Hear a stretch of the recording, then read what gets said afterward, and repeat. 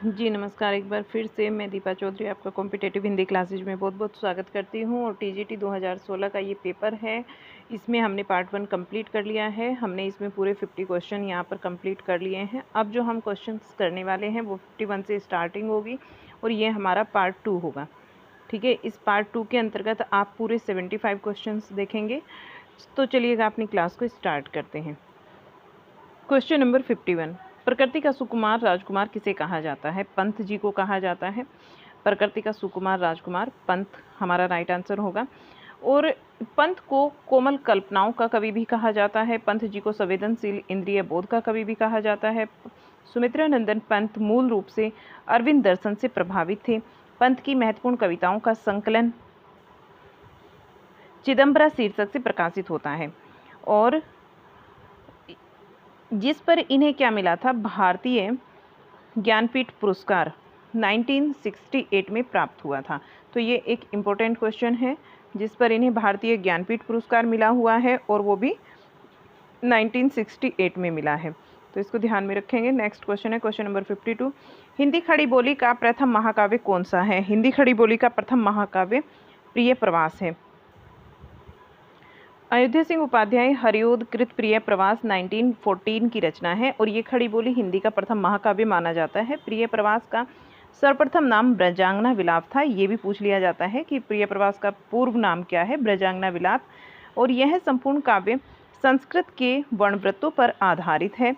प्रिय प्रवास में भगवान श्री कृष्ण के बचपन से लेकर मथुरा प्रस्थान तक का वर्णन है। हरिओद प्रिय प्रवास पर हरिओद जी को प्रिय प्रवास पर क्या मंगला प्रसाद पारितोषिक पुरस्कार प्राप्त हुआ था। डॉक्टर गणपति चंद्र ने इन्हें आधुनिक काल का सूरदास भी कहा है, हरिओद जी को। और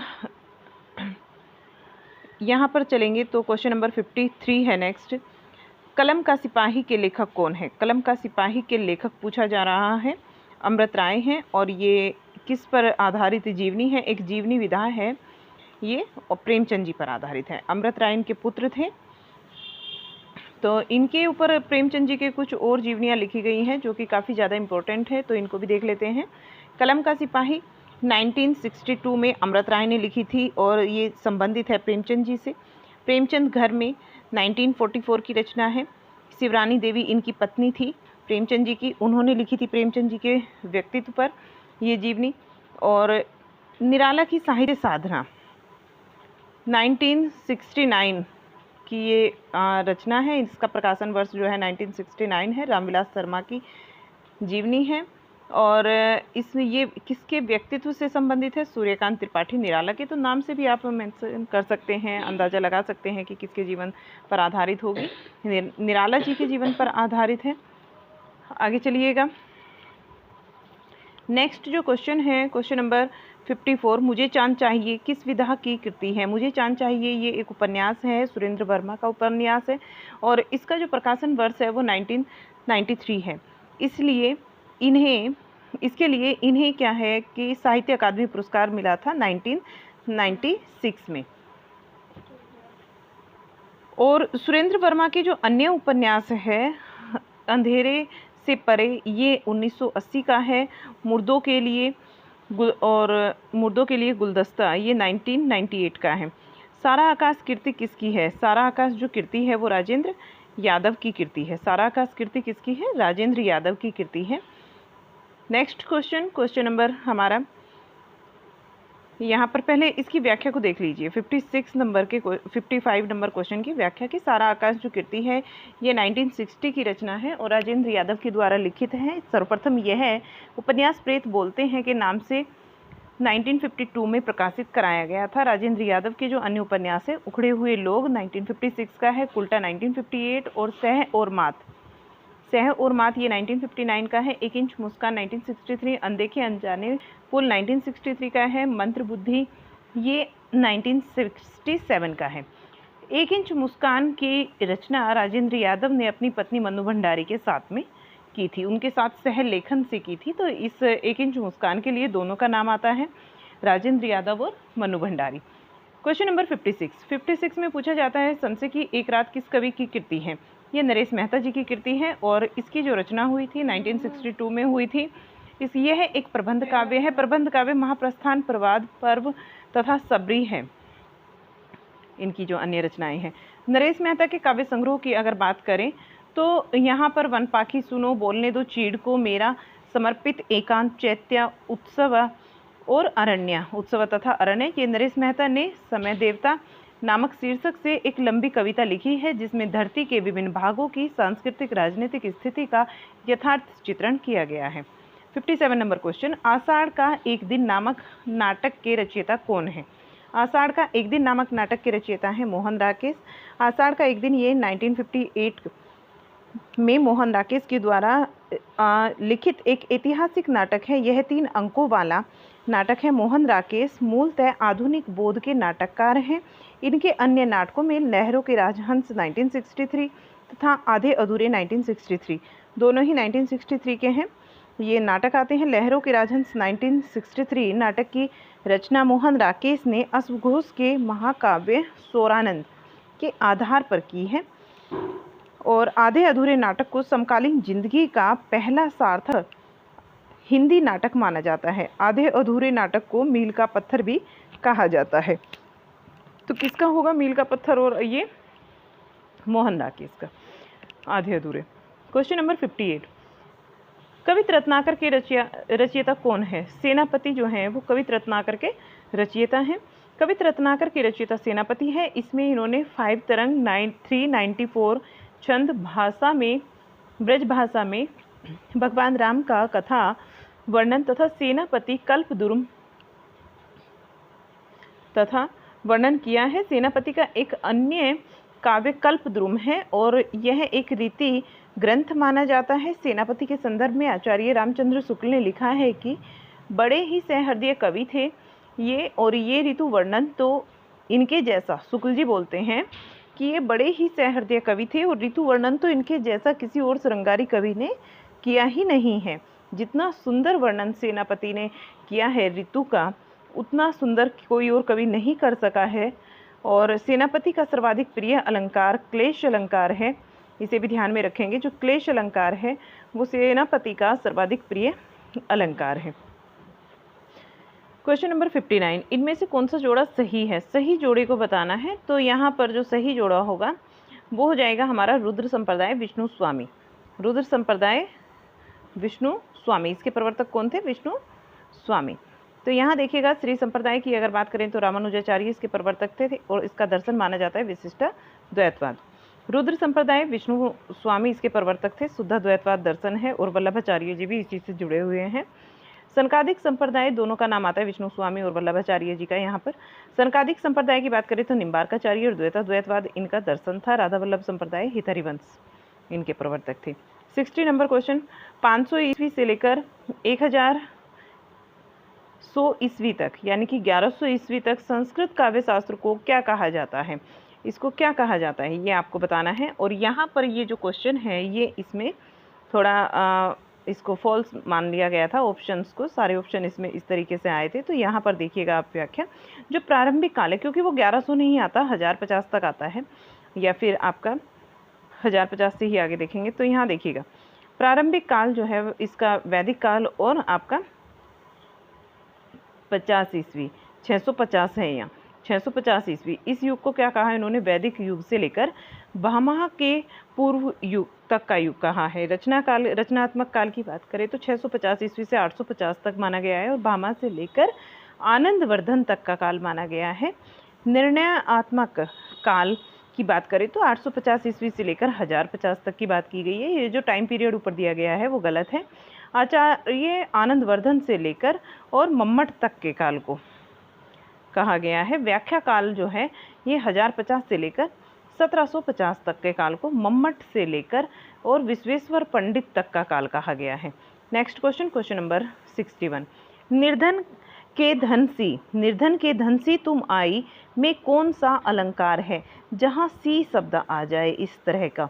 तो वहाँ कौन सा है? ये हमने ट्रिक वाले जब अलंकार पढ़े थे उस वाले वीडियो में बताया था कि ऐसा ट्रिक से भी आप पहचान सकते हैं। यहाँ पर उपमा अलंकार है। निर्धन के धनसी तुम आई वाक्य में उपमा अलंकार है। और जहाँ दो भिन्न वस्तुओं में रूप गुण, आकृति आदि को लेकर समता प्रदर्शित की जाए वहाँ उपमा अलंकार होता है। उपमा उपधन माँ के संयोग से बना है। उप का अर्थ होता है समीप और माँ का अर्थ होता है एक वस्तु के दूसरी वस्तु को रखकर उसकी समानता प्रतिपादित करना। उपमा अलंकार के वाचक शब्द कौन कौन से हैं? सा, दृश्य, सदृश्य, सम, समान, तुल्य, सा, सी, से, सरिस, सरीखे, इमी, जिमी, ज्यों, बात, इव आदि। यानी इस तरह के जो शब्द हैं, ये शब्द अगर आपको दिखाई देते हैं किसी भी शब्द के साथ में डैश लगाने के बाद, तो ये बन जाते हैं उपमा अलंकार। 62 नंबर क्वेश्चन, रहीमन पानी राखिए बिन पानी सब सून, पानी गए न उबरे मोती मानुष चून में कौन सा अलंकार है? यहाँ किस छंद का, यहाँ पर छंद पूछा जा रहा है, में कौन से छंद का प्रयोग हुआ है? तो देखिए यहाँ मैं मात्रा इसमें मेंशन की हुई है। तो इसमें जो मात्राएं बनती हैं वो बनती हैं आपकी 13 और 11, 13 और 11 पर यति होती है। तो यहाँ पर जो अलंकार बने, छंद बनेगा आपका, अलंकार नहीं, छंद जो बनेगा वो दोहा छंद बनेगा। 13 11 13 11 ये दोहा छंद के अंतर्गत आती है।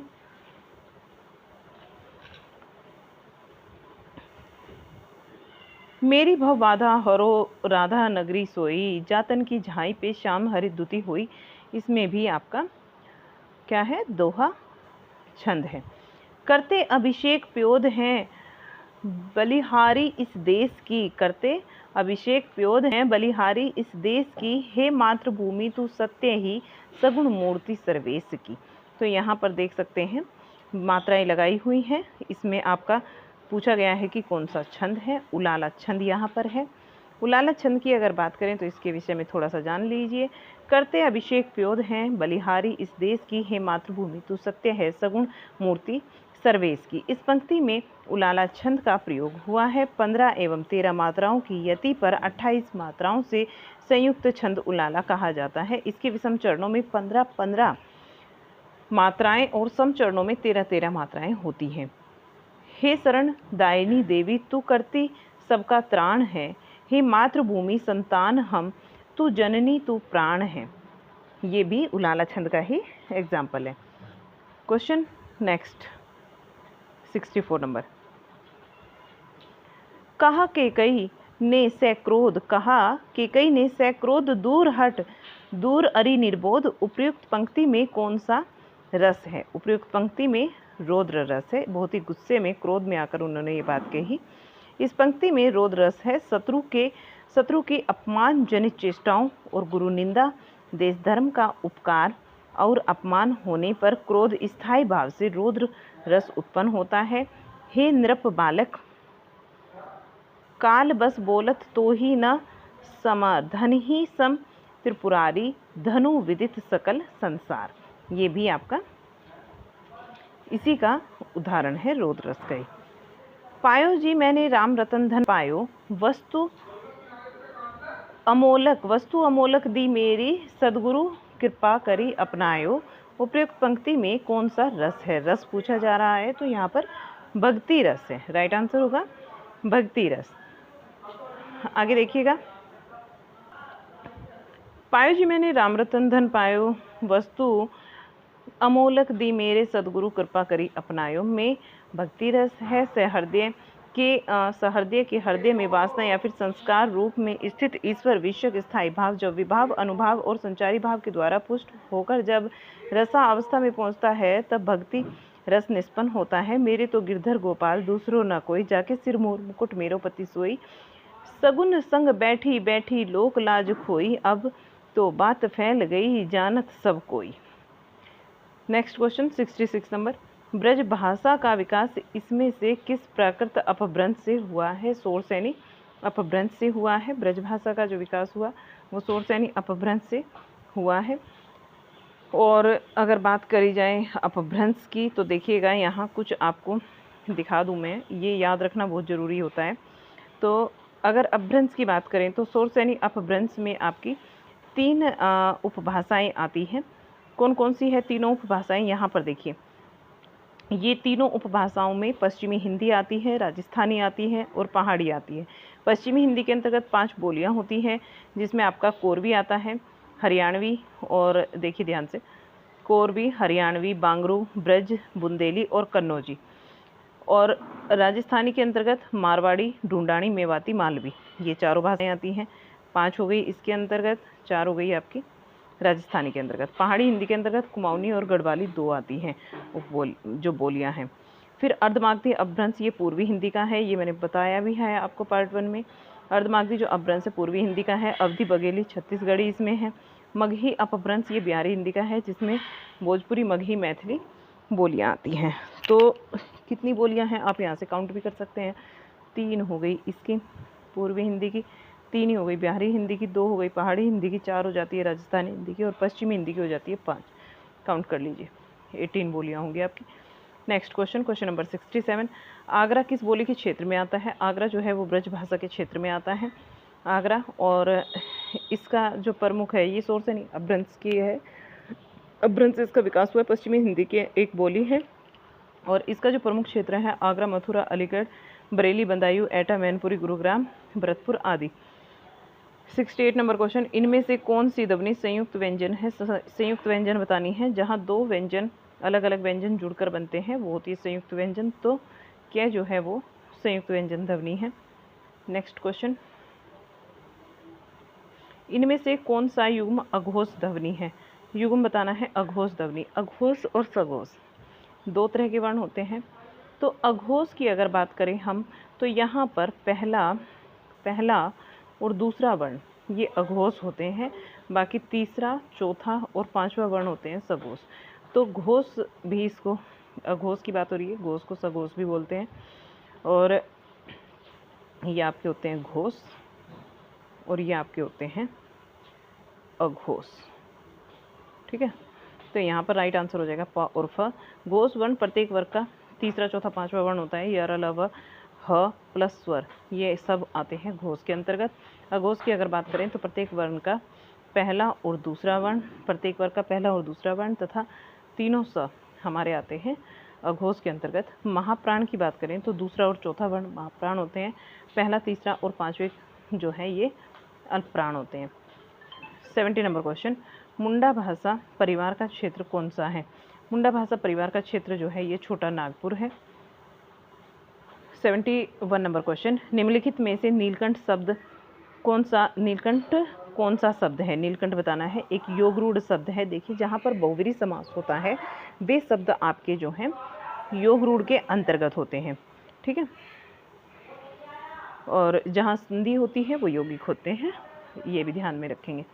72 नंबर क्वेश्चन, निम्नलिखित में से कौन महाप्राण ध्वनि नहीं है? नहीं है जो महाप्राण वो बताना है। महाप्राण मैंने बताया कि दूसरा, प्रत्येक वर्ग का दूसरा और चौथा वर्ण महाप्राण होते हैं। उनके अलावा आप देख लीजिए, ये भी दूसरा है, ये भी दूसरा है, और ये आपका च, छ, ज। ठीक है, तो यहाँ पर क्या आ जाएगा आपका? ज आपका तीसरा वर्ण है और ट आपका पहला है, यानी कि 2 व्यंजन आपके यहाँ पर आते हैं। एक तो च, छ, ज और आपका ट। ठीक है, ये दोनों आपके क्या होंगे? अल्पप्राण हों। ये महाप्राण, अल्पप्राण पूछा है ना इन्होंने, तो अल्पप्राण में होंगे ये, महाप्राण नहीं है। यानी अल्पप्राण कौन से है? वही है ना, ये दोनों आपके ए और बी महाप्राण है।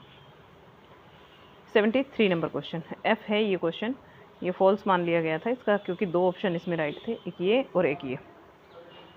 73 नंबर क्वेश्चन, हिंदी को ब्रजभाषा के रूप में संवैधानिक मान्यता कब मिली? हिंदी को ब्रजभाषा के रूप में जो संवैधानिक मान्यता मिली थी 14 सितंबर 1949 को मिली थी। 14 सितंबर 1949 को। और यहाँ ऑप्शन जो है गलत हैं आपके, तो इसलिए ये क्वेश्चन भी आपका एफ माना गया था। 3 से 4 क्वेश्चन 3 हो जाते हैं अभी तक हमारे एफ यहाँ पर। इसके विषय में देख लेते हैं कि 14 सितंबर 1949 को भारत के संविधान में हिंदी को राजभाषा ऑफिशियल लैंग्वेज के रूप में मान्यता प्रदान की गई थी। भारतीय संविधान के भाग 17 में 343 और 351 तक राजभाषा का संविधान में प्रावधान किया गया तथा संविधान की 8वीं अनुसूची में 22 भाषाओं को मान्यता प्रदान की गई है। Next question, question number 74, Ashok ने पत्र पढ़ा वाक्य में कौन सा कारक है? अशोक ने पत्र पढ़ा, अशोक के द्वारा कार्य हुआ है, तो कर्ता कारक यहाँ पर है। नेक्स्ट, कारक के विषय में देख लीजिए।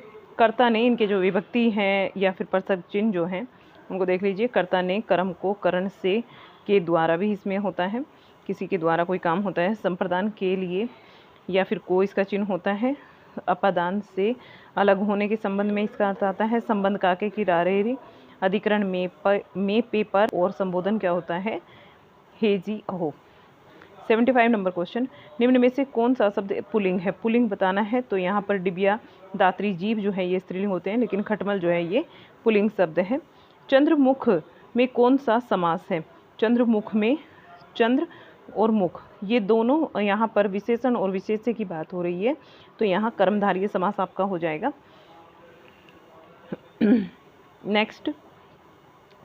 नेक्स्ट को देख लीजिए। यहाँ देख लीजिए पहले, महान कवि, महान है जो कवि, नराधम, नर अधम है जो अधम है नर जो, और महावीर महान है जो वीर।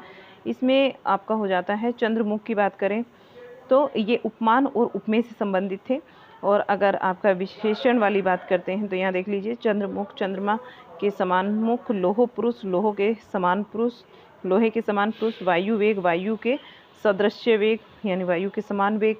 77 नंबर क्वेश्चन, मैं आदर सहित नमस्कार करता हूँ, वाक्य में वाक्य का शुद्ध रूप क्यों होगा? आदर और सहित नमस्कार जो होता है वो सादर होता है, सादर से आदर सहित नहीं आएगा, तो मैं सादर नमस्कार करता हूँ, ये आपका ठीक हो जाएगा। 78 नंबर क्वेश्चन, हर्ष शब्द का विलोम क्या है? हर्ष का विलोम होता है विषाद। नेक्स्ट नंबर क्वेश्चन, जो समाचार भेजता हो उसे क्या कहा जाएगा? जो समाचार भेजता हो संवाददाता कहते हैं, और जो पत्र भेजता हो प्रेषक, जो किसी वस्तु द्वारा सूचना देने वाला हो सूचक, या जो किसी का संदेश ले जाने वाला हो उसको क्या बोलते हैं? दूत। 80 नंबर क्वेश्चन, एक तो दोष था ही ऊपर उस पर दूसरा दोष लग जाना, एक तो करेला दूजा नीम चढ़ा, ये इसका हो जाता है कहावत। अधजल गगरी छलकत जाए में काम ज्ञान धन सम्मान वाले व्यक्ति अधिक प्रदर्शन करते हैं, और छोटा मुंह बड़ी बात, छोटे लोग का बढ़ चढ़कर बात को बोलना। हाथ कंगन को अरसी क्या प्रत्यक्ष के लिए प्रमाण की आवश्यकता नहीं होती। नैषधीय चरितम किसकी रचना है? ये श्री हर्ष की रचना है। संस्कृत साहित्य का क्वेश्चन है। नैषधीय चरितम नामक महाकाव्य के रचयिता श्री हर्ष हैं। यह ग्रंथ श्रृंगार के प्रमुख एवं 22 सर्गों में रचित है। यह महाभारत के नीलोत्पाख्यान का उपजीव्य है तथा इसमें नल दमयंती का प्रणय वर्णन वर्णित है। और श्री हर्ष की 12वीं शताब्दी के पिता हीर तथा माता मामल्य देवी है। ये कन्नौज नरेश के जयचंद के आश्रयदाता थे। 82 नंबर क्वेश्चन, इनमें से कौन सी रचना माघ की है? माघ की रचना बताना है शिशुपाल वध, ये माघ की रचना है। शिशुपाल वधम नामक महाकाव्य महाकवि माघ के द्वारा रचित है। यह 22 सर्गों का है और 650 श्लोक के साथ में वीर रस प्रमुखता लिए हुए महाभारत के समापवर्तक का उपजीव्य माना जाता है। इसमें कृष्ण के द्वारा शिशुपाल के वध का वर्णन मिलता है। 10 कुमार चरितम, दंडी की मेघदूत, कवि कालिदास की तथा क्राता अर्जुन नियम ये भार्गव का महाकाव्य है। 83 नंबर क्वेश्चन, गागर में सागर भरना मुहावरे का क्या अर्थ है? थोड़े में बहुत कहना। 84 नंबर क्वेश्चन, कविता का बहुवचन क्या होगा? कविता का जो बहुवचन है वो कविताएं होगा। 85 जीवेशना का सही संधि विच्छेद क्या है? जीवधन एषणा, जीव एषणा, जीव एषणा जीवेशना का वृद्धि संधि है। जीवेशना वृद्धि संधि, जिसमें वृद्धि संधि का उदाहरण है यदि ए आ के बाद कोई ए आई आए तो दोनों के स्थान पर ए और ओ दीर्घ वाले हो जाते हैं, तो एक धन एक एकाएक हो गया। और नवधन ऐश्वर्य नवेश्वरीय, सदाधन एव सदैव, महाधन ऐश्वर्य महेश्वरीय। 86 नंबर क्वेश्चन, प्रेमातुर शब्द में कौन सा समास नहीं है? प्रेमातुर शब्द में समास बताना है कौन सा नहीं है। द्विगु समास इसमें नहीं है। यहाँ प्रेम में आतुर भी हो सकता है, सप्तमी विभक्ति में भी लग सकता है ये, ठीक है। तत्पुरुष की प्रेम में आतुर होगा, ठीक है। और सप्तमी विभक्ति तत्पुरुष इसमें आ जाता है जिसका कारण विभक्ति चिन्ह में पे पर होता है। और अव्ययभाव, इसमें अव्ययभाव भी दिख सकता है। बहुव्रीहि समास भी इसमें पाया जाता है, लेकिन प्रेम आतुर में द्विगु समास नहीं पाया जाता। 87 नंबर क्वेश्चन, स हस्तेन खादति, वह हाथ से खाता है में कौन सा कारक है? हाथ से खाता है, हाथ के द्वारा खा रहा है, तो यहाँ पर करण कारक होगा। कविता का मर्म में कौन सी विभक्ति है? कविता का मर्म में षष्ठी विभक्ति है। का की के रारी रे, यहाँ पर विभक्ति चिन्ह आ जाता है। नेक्स्ट, कारक चिन्ह में आपको पढ़ाई दिए हैं, तो इसमें सारे हमारे रिवाइज हो चुके हैं। ये यहाँ पर देखिएगा 89 नंबर क्वेश्चन, राम कृष्णों में कौन सा समास है? यहाँ पर द्वंद्व समास होगा, राम और कृष्ण। ठीक है, यहाँ पर कौन सा होगा? द्वंद्व होगा, राम और कृष्ण। जिस समास के दोनों पद प्रधान होते हैं, दो संज्ञाएं होती हैं अथवा दो विशेषण होते हैं, वहाँ द्वंद्व समास कहलाता है। ठीक है, वह जिसका विग्रह करने के लिए पदों के बीच में और या योजक और अथवा या योजक अवयव प्रयोगों का प्रयोग किया जाता है, अवयव का प्रयोग किया जाता है। 90 नंबर क्वेश्चन, सज्जन पापादः जगुप्से का हिंदी अनुवाद कीजिए। सज्जन पाप से घृणा करता है, सज्जन पाप से घृणा करता है। नेक्स्ट 91 नंबर क्वेश्चन, रामेण से सीता वनम गच्छति का हिंदी अनुवाद है, राम के साथ सीता वन जाती है। 92 नंबर क्वेश्चन, सुबह दोपहर शाम किस प्रसिद्ध उपन्यासकार की रचना है? ये कमलेश्वर की प्रसिद्ध रचना है, सुबह दोपहर शाम कमलेश्वर की है। सुबह दोपहर शाम 1982 कमलेश्वर के द्वारा लिखित एक महत्वपूर्ण उपन्यास है। इस उपन्यास में स्वतंत्रता संग्राम के क्रांतिकारी दल की भूमिका का चित्रण यथार्थपूर्ण ढंग से प्रस्तुत किया गया है। कमलेश्वर द्वारा लिखित जो उपन्यास है, संसद से सड़क तक 57 गलियां, डाक बंगला, ये 1959 का है। लौटे हुए मुसाफिर 1961 का है। समुद्र में खोया हुआ आदमी, ये 1967 का है। काली आंधी 1974 का है। आगामी अतीत 1976 का है। तीसरा आदमी 1976, वही बात 1980 का है। रेगिस्तान जो है ये 1988 का है। कितने पाकिस्तान 2000 का है। किसके उपन्यास है? कमलेश्वर के उपन्यास है। 93 नंबर क्वेश्चन, राहुल सांकृत्यायन ने हिंदी का पहला कवि किसे माना है? राहुल सांकृत्यायन ने हिंदी का पहला कवि जो है वो सरहप्पा को माना है। महानुभाव राहुल सांकृत्यायन ने सरहप्पा को हिंदी का प्रथम कवि माना है। पुष्य या पुंड को शिव सिंह सेंगर ने, मिश्र बंधुओं ने और ग्रियर्सन ने हिंदी का पहला कवि माना है। सरहप्पा जी को राहुल सांकृत्यायन ने माना है हिंदी का पहला कवि। स्वयंभू को रामकुमार वर्मा ने, शालिभद्र सूरी को गणपति चंद्र गुप्त ने, अब्दुल रहमान को हजारी प्रसाद द्विवेदी ने हिंदी का प्रथम कवि माना है। ये काफ़ी इंपॉर्टेंट है, आपके पास लिखे हुए नहीं है तो आप स्क्रीनशॉट भी ले सकते हैं, यहाँ से क्वेश्चन बनता है। ठीक है, यहाँ पर देखिएगा नेक्स्ट क्वेश्चन, क्वेश्चन नंबर 94, किस इतिहास लेखक ने अपने इतिहास ग्रंथ में लगभग 5000 कवियों का विवरण दिया है? मिश्र बंधुओं ने अपने इतिहास ग्रंथ में लगभग 5000 कवियों का विवरण दिया है।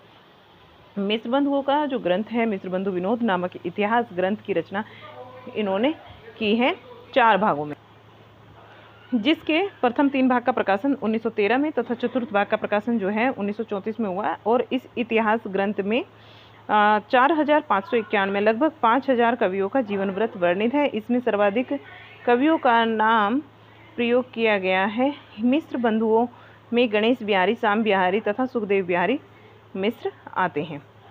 95 नंबर क्वेश्चन, गोंडीय संप्रदाय के प्रवर्तक यानी आचार्य कौन है? चैतन्य महाप्रभु गोंडीय संप्रदाय के प्रवर्तक आचार्य हैं। यहाँ पर कुछ संप्रदाय और उनके आचार्य और दार्शनिक मत दिए हुए हैं, तो देख लीजिए, रिवाइज हो जाएगा। गोंडीय संप्रदाय के प्रवर्तक आचार्य हैं चैतन्य महाप्रभु। अचिंत्य भेदा भेद इसका जो है दार्शनिक मत है। रुद्र संप्रदाय वल्लभाचार्य जी, अभी आपने विष्णु स्वामी भी देखा था। शुद्ध द्वैतवाद इनका दार्शनिक मत है। ब्रह्म संप्रदाय मध्वाचार्य, द्वैतवाद इनका दार्शनिक मत है। सखी संप्रदाय जिसको टटरी संप्रदाय भी बोलते हैं, स्वामी हरिदास इनके प्रवर्तक आचार्य हैं। भक्ति का प्रारंभ कहाँ हुआ है? भक्ति का प्रारंभ दक्षिण भारत में हुआ है। उत्पन्न द्रविड़ सह वृद्धिम कर्नाटक के गता, ये जो आपका श्लोक है श्रीमद् भगवत गीता का है। कश्चित क्वचिन महाराष्ट्रे गुर्जरे जीर्ण तांगता, ये श्रीमद् भगवत गीता का है। और आचार्य रामचंद्र शुक्ल ने भक्ति का उद्भव दक्षिण भारत को स्वीकार किया है। मेनियर विलियम ने भक्ति शब्द की उत्पत्ति भज धातु से मानी है। भक्ति शब्द का सर्वप्रथम उल्लेख श्वेता श्वेतेश्वर उपनिषद में मिलता है। और आचार्य रामचंद्र शुक्ल के अनुसार भक्ति का जो स्रोत दक्षिण की ओर से धीरे धीरे उत्तर भारत की ओर पहले से ही आ रहा था, उसे राजनीतिक परिवर्तन के कारण शून्य पड़े हुए जनता के हृदय में फैलने के लिए पूरा स्थान मिला है। ज्ञानदीप के रचयिता कौन है? शेख नबी। ये ज्ञानदीप की रचना है। शेख नबी जो ज्ञानदीप रचना है वो किसकी है? शेख नबी की है। ज्ञानदीप 1619 की रचना है शेख नबी की। मृगावती की बात करें 1503 की रचना है। कुतुबन की मधुमालती ये मंजन की रचना है और इसका समय 1545 है। चित्रावली की बात करें तो ये 1613 इसका समय है और उस्मान की रचना है। सूरदास के दृष्टिकूट पद किस काव्य ग्रंथ में संकलित है? साहित्य लहरी में इनके जो दृष्टिकूट पद हैं ये संकलित किए गए हैं। साहित्य लहरी 1550 ईस्वी में अलंकार और नायिका भेदों के उदाहरण प्रस्तुत करने वाले 118 दृष्टिकूट पद इसमें पाए जाते हैं। ऐसी कविता है कि सूरदास ने कृष्ण दास की प्रेरणा से नंददास को रस रीति की से परिचित कराने के लिए साहित्य लहरी की रचना की थी। मूलतः लक्षण ग्रंथ जिसका काव्य विषय अलंकार, रस निरूपण और नायिका भेद है। इसी ग्रंथ में सूरदास जी ने अपनी वंशावली को देते हुए अपना मूल नाम सूरज चंद्र बताया तथा अपने पूर्वजों में चंद्रबरदाई का उल्लेख किया है। इसकी कोई पूर्णता हस्तलिखित प्रति नहीं है, इसकी प्रामाणिकता संदिग्ध है। नेक्स्ट, इनमें से कौन सी कृति केशवदास की नहीं है? केशवदास की कृति अनेकार्थ मंजरी नहीं है। केशवदास जी की रामचंद्रिका है। रसिक प्रिया है। विज्ञान गीता है। अनेकार्थ मंजरी अष्टछाप के प्रमुख कवि नंददास जी की कृति है और किसकी है? नंददास जी की है। जबकि रसिक प्रिया, रामचंद्रिका, कवि प्रिया, रतन बावनी, वीर सिंह देव चरित्र, विज्ञान गीता, जहांगीर जस चंद्रिका, नक्सिक, छंदमाल केशवदास जी की प्रमुख रचनाएं हैं। क्वेश्चन नंबर 104, आचार्य रामचंद्र शुक्ल ने रीतिकाल का समय क्या माना है? आचार्य रामचंद्र शुक्ल ने रीतिकाल का जो समय माना है संवत 1719 विक्रमी माना है। नेक्स्ट क्वेश्चन, रीतिकाल में किस रस की प्रधानता काव्य में रही है? रीतिकाल में श्रृंगार रस की प्रधानता काव्य में रही है। और नेक्स्ट क्वेश्चन नंबर 106, इसमें से रीतिकाल का कौन सा कवि अपने प्राकृतिक चित्रण के लिए विख्यात है? प्राकृतिक चित्रण के लिए हमने अभी भी किया था क्वेश्चन, सेनापति जो है वे विख्यात है। इनके जैसा शुक्ल जी मानते हैं किसी और ने प्राकृतिक चित्रण का वर्णन नहीं किया। 107 नंबर क्वेश्चन, ब्राह्मण पत्र के संस्थापक या फिर संपादक कौन है? उनका नाम बताना है। तो प्रताप नारायण मिश्र जो है वो ब्राह्मण पत्र के संस्थापक हैं। कुछ पत्र पत्रिकाएं यहाँ पर दी गई हैं। ब्राह्मण ये 1883 का मासिक है प्रताप नारायण मिश्र जी का। कविवचन सुधा ये 1886 का है, मासिक पत्रिका है। और भारतेंदु हरिश्चंद्र की है हरिश्चंद्र मैगजीन 1873 का ये मासिक है। ये मासिक, पाक्षिक और साप्ताहिक, कविवचन सुधा जो है मासिक, पाक्षिक और साप्ताहिक तीनों आती थी। माला बोधिनी की अगर बात करें तो 1874 ये मासिक है भारतेंदु जी का। हिंदी प्रदीप ये 1877 का है, मासिक है, बालकृष्ण भट्ट का है। अभ्युदय की बात करें तो 1907 साप्ताहिक है और मदन मोहन मालवीय जी का है। नेक्स्ट 108 नंबर क्वेश्चन, इनमें छायावादी कवि कौन नहीं है? छायावादी कवि शिवमंगल सिंह सुमन नहीं है। बाकी सूर्यकांत त्रिपाठी निराला, सुमित्रा नंदन पंत, जयशंकर प्रसाद ये छायावादी कवि हैं। शिवमंगल सिंह सुमन जो है ये प्रगतिवादी युग के प्रमुख कवि हैं, जबकि सूर्यकांत त्रिपाठी निराला, सुमित्रा नंदन पंत, जयशंकर प्रसाद के प्रमुख छायावादी कवि हैं। कुरुकुरु स्वाहा उपन्यास के लेखक इनमें से कौन है? कुरुकुरु स्वाहा उपन्यास के लेखक जो है मनोहर श्याम जोशी है। और ये जो कुरुकुरु स्वाहा है 1980 की रचना है मनोहर श्याम जोशी जी की। इनका प्रसिद्ध उपन्यास है। इसमें बम्बई महानगर की फिल्म जगत के यथार्थ का चित्रण किया गया है। मनोहर श्याम जोशी मूलतः किसागो के रूप में प्रसिद्ध है। इनके जो अन्य उपन्यास है कश्यप क्या जाने ये 1987 का है। हरिया हरक्यूलीज की हैरानी 1894 का है। टंटा प्रोफेसर 1995 का है। हमजाद और ये 1996 का है। क्या अजीब 2001 का है। मैं हूँ कौन 2006, कपीस जी 2009 और वधस्थली 2009 तथा उत्तराधिकारिणी 2015 का है।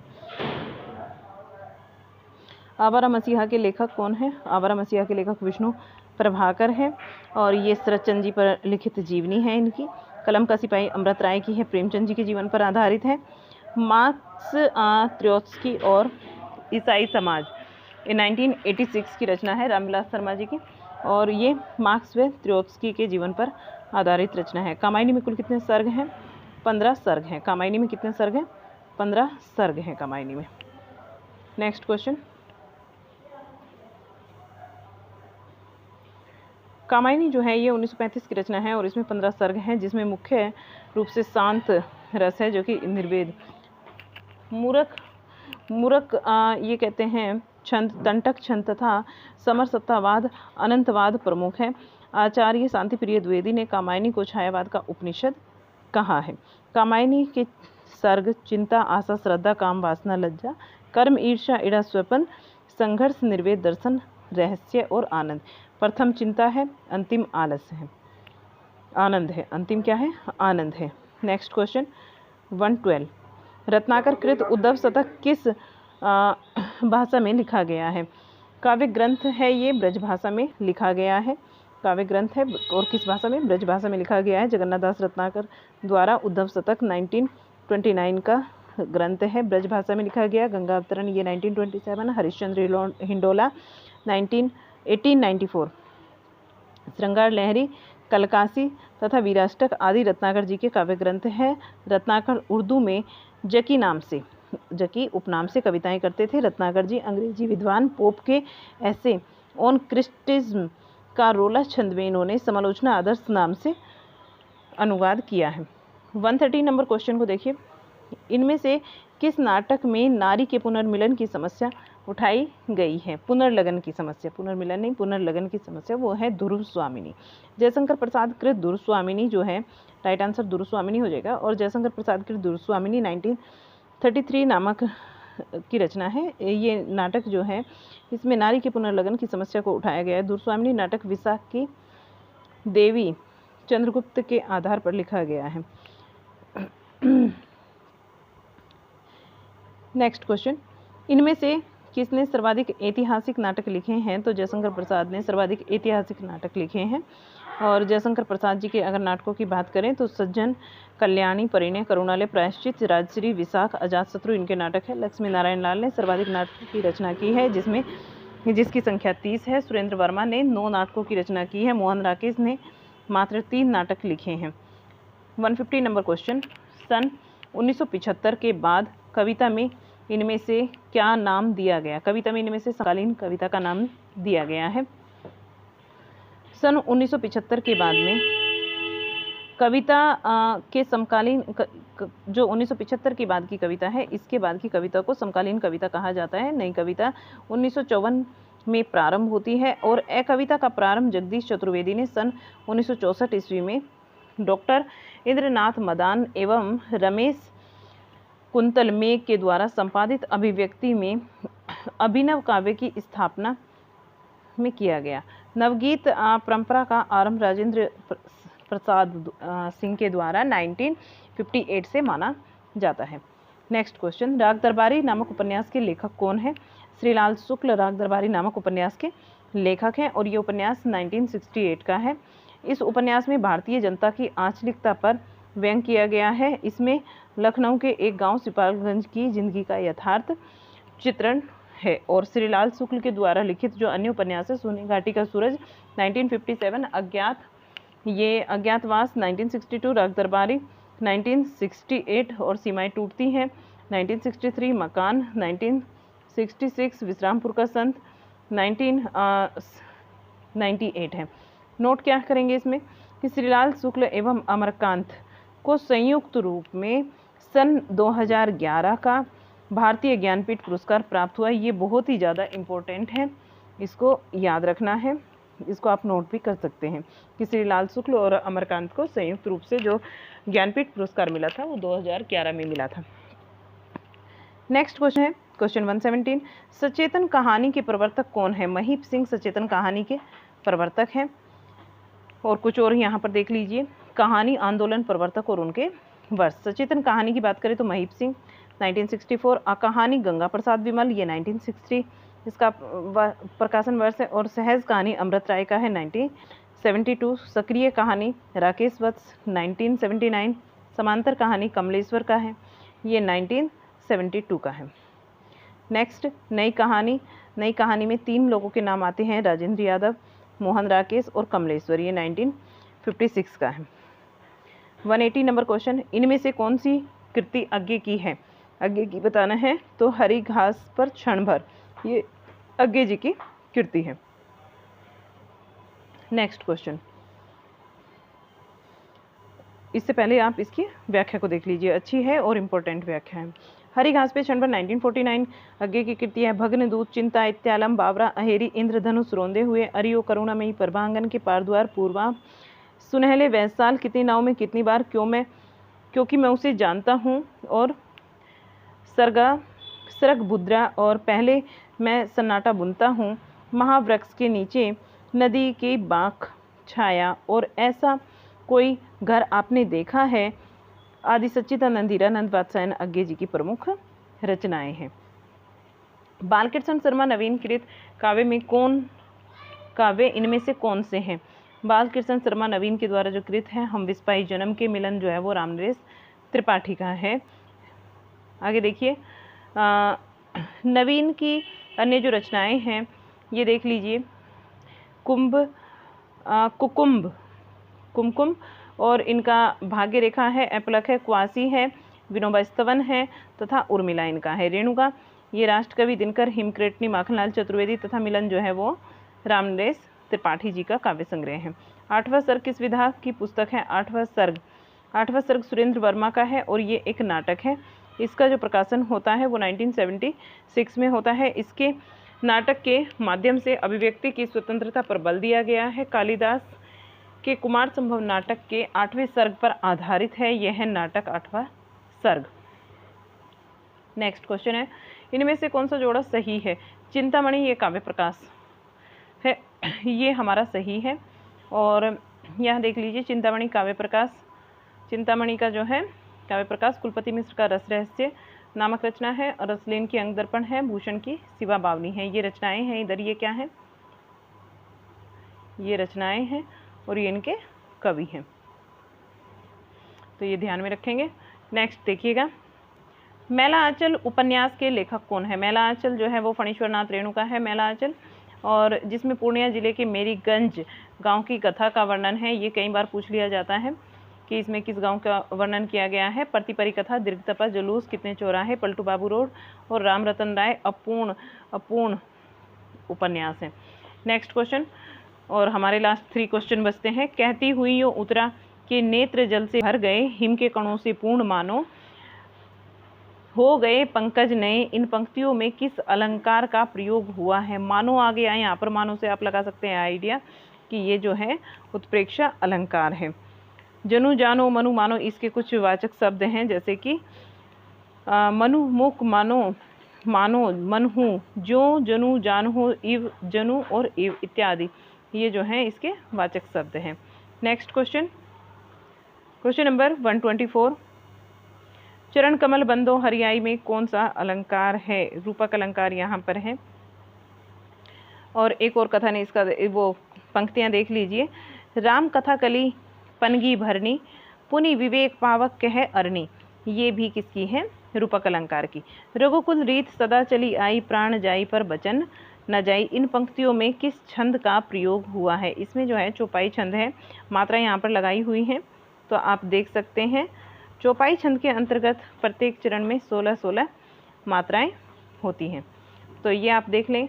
और ये जो है हमारा आज की क्लास का लास्ट क्वेश्चन है, इसकी व्याख्या भी देख लीजिए। इन पंक्तियों में चौपाई छंद का प्रयोग हुआ है, यह सामाजिक छंद है, और इसके प्रत्येक 4 चरण होते हैं, प्रत्येक चरण में 16-16 मात्राएं होती हैं।